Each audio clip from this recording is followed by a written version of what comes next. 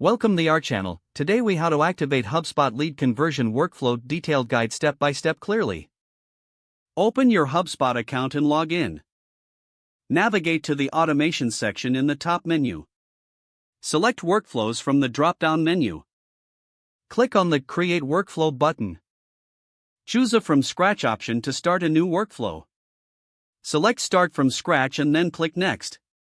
Name your workflow something descriptive for easy identification. Choose the contact-based workflow option to focus on leads. Set the enrollment triggers for your workflow by clicking Set Enrollment Triggers.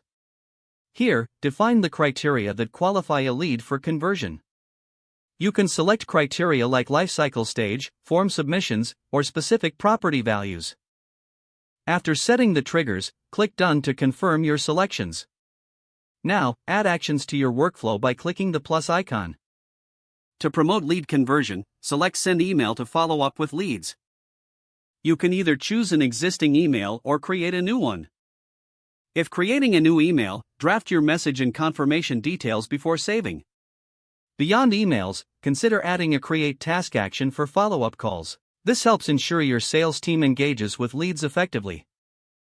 For improved lead management, you can also set a Slack notification. Add integrating apps by clicking on the plus icon again and selecting Add an action. Next, review your settings to ensure everything aligns with your goals. Once satisfied, click Review to verify your workflow settings.